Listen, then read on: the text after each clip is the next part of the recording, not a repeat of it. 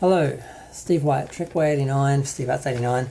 Well, I just did a nearly 20-minute review of Star Trek Discovery Season 3, Episode 3, People of Earth, and it was way too long, so I thought I'd do an incredibly short version.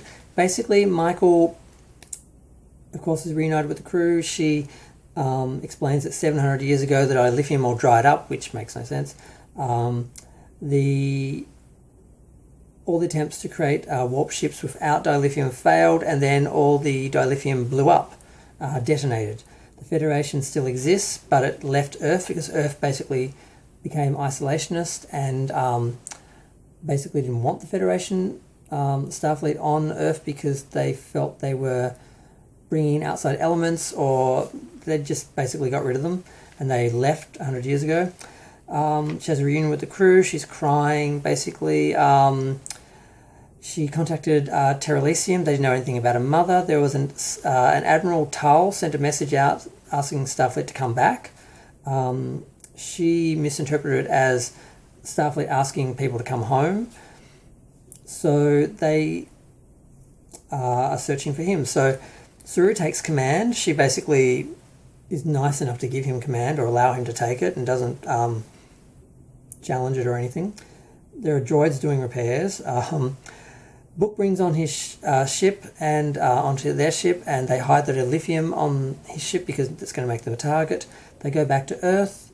Earth is now a separationist, self-sufficient society that is probably a bit utopian because it looks pretty nice.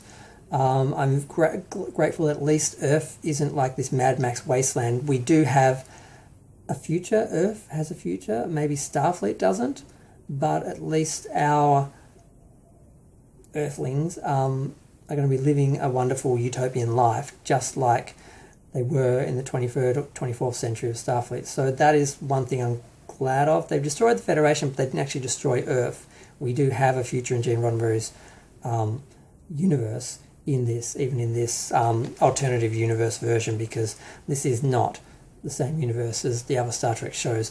Some people have been arguing for years it's canon. I'm like, well, it is canon in another universe, just like the Kelvin films are canon in another universe. They have their own universe to be canon for. It's just...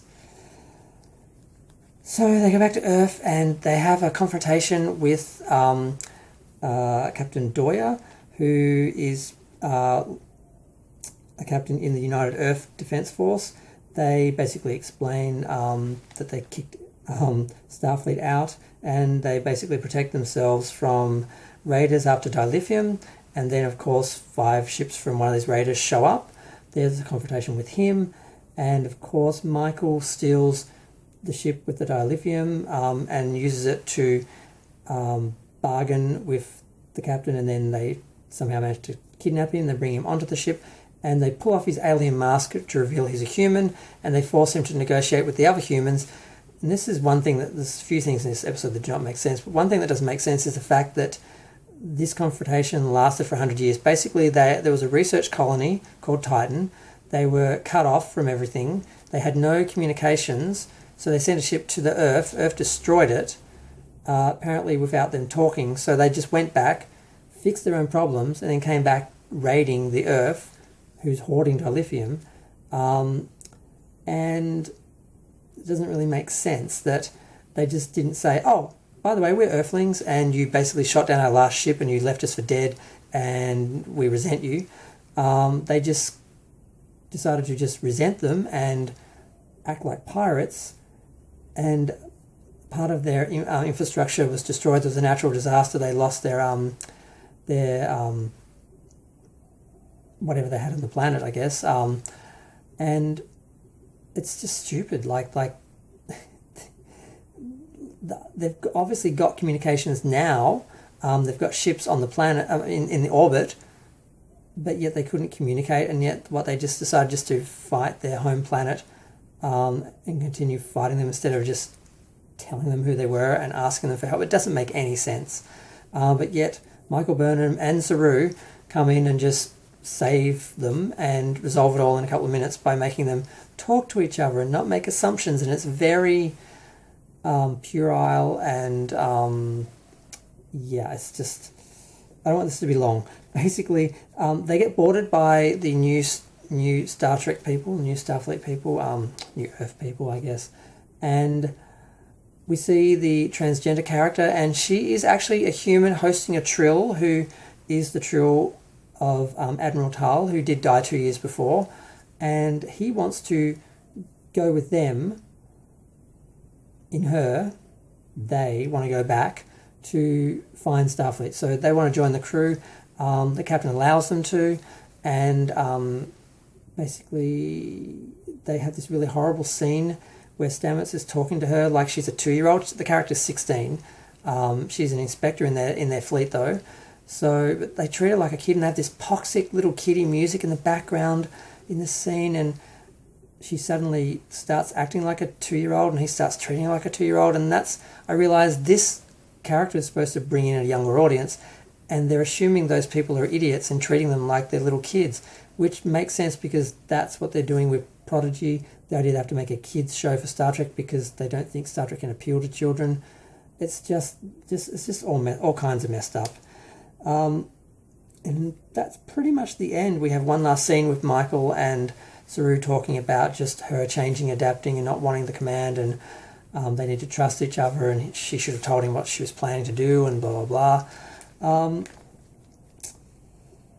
And yeah, it just ends there, and it was frustrating. I had a few moments of like just oh my god, because there was so many stupid parts of the story.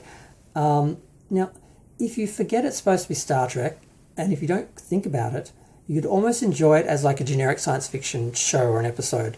But if you actually think about it and actually remember it's supposed to be Star Trek, it's just unpalatable. But the good things are they weren't stuck on this Mad Max planet for the whole season like Kurtzman said originally. The ship, although it's unrealistic, the ship was able to crash and then just fly off the planet like it did.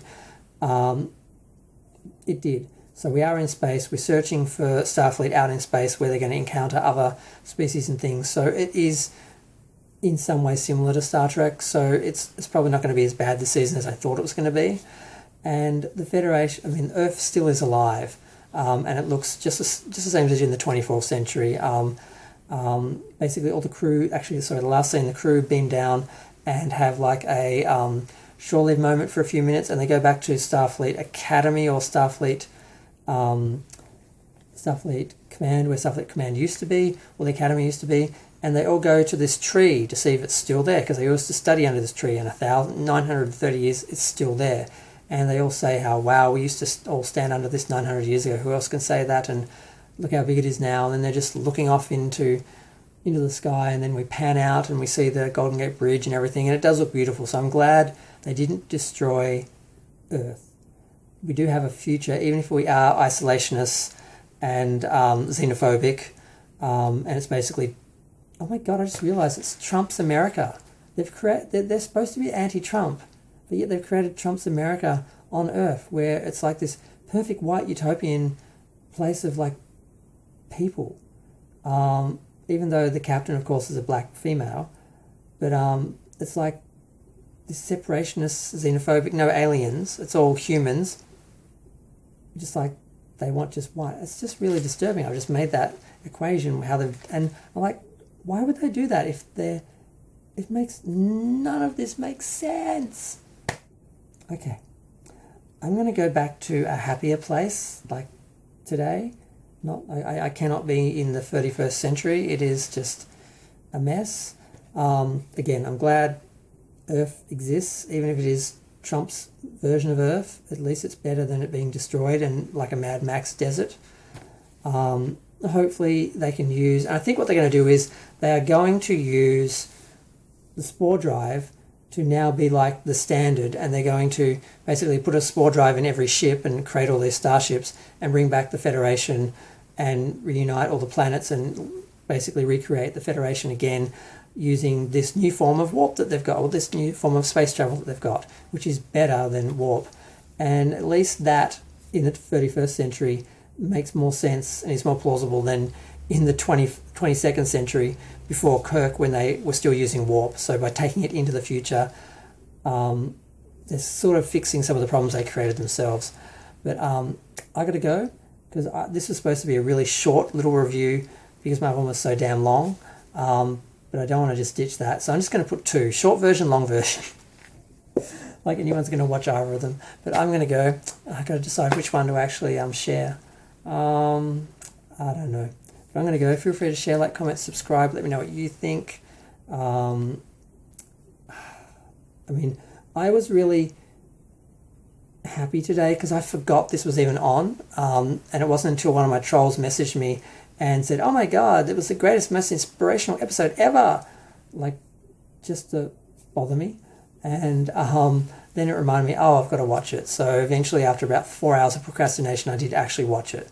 So, and of course, it was a stressful, tedious experience for the most part. And the rest was just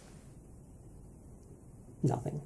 Numb. Just like, I'm just watching this because I have to finish my review. So, I don't know. It's horrible when it could be worse is the best you can say. But it could have been worse. I'm relieved on some level, but obviously I want more than just, oh, thank God it wasn't as bad as I thought it could have been from Star Trek. I actually want something I enjoy and something to be inspired by and, you know, a world I want to be in, not just something that, you know, just could have been worse. I'm going to go. Feel free to share, like, comment, subscribe. Let me know what you think. Yeah. Bye.